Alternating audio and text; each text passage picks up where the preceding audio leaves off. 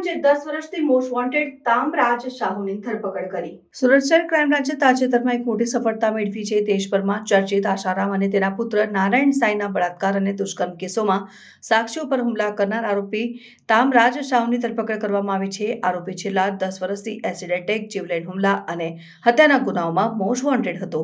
આશારામ અને નારાયણ સાંઈ વિરુદ્ધના કેસોમાં સાક્ષીઓ પર થયેલા હુમલાઓમાં તામરાજ સાહુની સંડોવણી હતી. તે પર સાક્ષીઓને ડરાવવા અને કેસની કાર્યવાહી પ્રભાવિત કરવા માટે એસિડ એટેક અને જીવલેણ હુમલા કરવાના આરોપ છે. કારણે તે છેલ્લા દાયકાથી પોલીસની શોધખોળમાં હતો.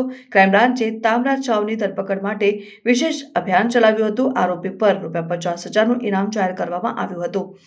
આ ધરપકડથી આશારામ અને નારાયણ સાંઈના કેસોમાં ન્યાયની પ્રક્રિયામાં મદદ મળશે અને સાક્ષીઓની સુરક્ષા સુનિશ્ચિત થશે. આ ધરપકડ ક્રાઇમ બ્રાન્ચની કાર્યક્ષમતા અને પ્રતિબદ્ધતાનું પ્રતિનિધિત્વ કરે છે. આરોપીઓને કાયદાના સમક્ષ લાવવાથી ભવિષ્યમાં આવા ગુનાઓને રોકવામાં મદદ મળશે અને ન્યાય વ્યવસ્થાઓમાં લોકોનો વિશ્વાસ વધશે.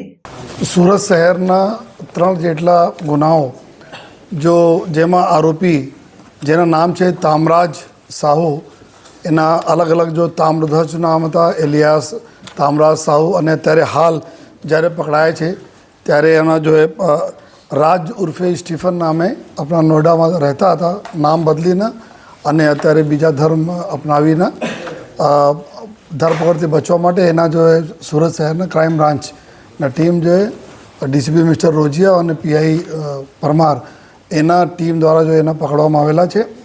આ છેલ્લા લગભગ 6 માસથી આ ઓપરેશન ચાલતા હતા અને પૂરી ટીમો જે સમગ્ર કામ કરતી હતી. એના સુરત શહેરના 2 307ના ગુનામાં વોન્ટેડ હતા અને 1 324ના ગુનામાં વોન્ટેડ હતા. અને એના સંપૂર્ણ વિગત એવું છે કે આશારામ અને એના પુત્ર નારાયણ સાંઈ દ્વારા એના વિરુદ્ધમાં ગુનાઓ દાખલ થયેલા હતા, રેપ અને અન્ય ગુનાઓમાં. તો જેટલા બી સાક્ષીઓ હતા, જેટલા વિટનેસીસ હતા તો વિટનેસીસને મારવા માટે જે તે લગભગ 2014ના આસપાસ એક આ લોકો ગેંગ બનાવી, જેમાં એક કાર્તિક નામના માણસ હતા અને આ તામરાજ હતા અને બીજા અન્ય લોકો હતા, જેમાં કાર્તિક અત્યારે લગભગ છેલ્લા 10 વર્ષથી જેલમાં છે ગુનામાં પકડાઈને. અને આ જો તામરાજ વોન્ટેડ હતા અને એના પૂરે ગેંગ દ્વારા પૂરે દેશભરમાં જેટલા બી સાધકો હતા, જેટલા બી વિટનેસીસ હતા એને ટાર્ગેટ કરકે મારવાના આ લોકોના પૂરા પ્લાનિંગ કરે અને પછી એક્ઝિક્યુટ કરતા હતા. આમાં ખાસ કરીને એના એમો હતી, આ તામરાજને એમો હતી કે એના ટાર્ગેટ રહેતા હતા, ટાર્ગેટના ઘરના આજુબાજુ મકાન ભાડે પર રાખી લેતા હતા અને ભાડેમાં રાખીને લગભગ 2-3 માસ એના રેકી કરતા હતા. રેકી કરવા પછી એના ઉપર ફાયરિંગ કરીને, ચપ્પુ મારીને અથવા એસિડ એટેક કરીને આ ગુનાઓ કરતા હતા.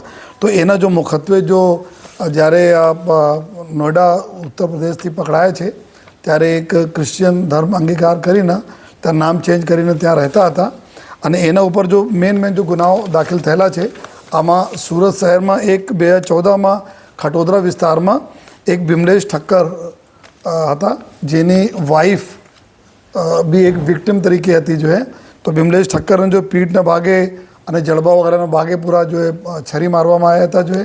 એના દ્વારા જેના IPC 307ના ગુના દાખલ થયા હતા, જેમાં વોન્ટેડ હતા. અને પછી માર્ચ 2014માં અડાજણ વિસ્તારમાં રાકેશ જયંતિભાઈ પટેલ હતા, જેના એક બેકરી ચલાવતા હતા અને એના ઉપર બી 30 હથિયાર એના માર્યા હતા, જેમાં એના ઇન્જરી થઈ હતી. 324ના ગુના દાખલ થયા હતા, જેમાં વોન્ટેડ હતા. અને પછી માર્ચ 2014માં સુરત શહેરના ઉમરા પોલીસ સ્ટેશનમાં એક દિનેશચંદ્ર ભાગચંદાણી નામના એક વ્યક્તિ છે, લગભગ વિટનેસીસને સપોર્ટ કરતા હતા, જેટલા આશારામના વિરુદ્ધના વિટનેસીસને સપોર્ટ કરતા હતા, એના ઉપર એસિડ અટેક કર્યા હતા. અને એસિડ અટેક કરવા માટે આ તામરાજ પોતે ફરિયાદીને ઘરે 2 માસ નોકર તરીકે જોબ કરી હતી. અને એના પછી એક દિવસ ચાન્સ લઈને એના ઉપર એસિડ અટેક કર્યો હતો, જેમાં 307ના એના ઉપર ગુના દાખલ થયેલા છે. આ 3 ગુના સુરત શહેરના હતા. અને બાકી એક નર્મદાપુરમ પહેલે જૂના હોશંગાબાદ મધ્યપ્રદેશમાં આવે છે, ત્યાં એક ઓમ પ્રકાશ પ્રજાપતિ અને એના પત્ની સીમા આ લોકો હતી, આ બી 4 વ્હીલમાં જતી હતી.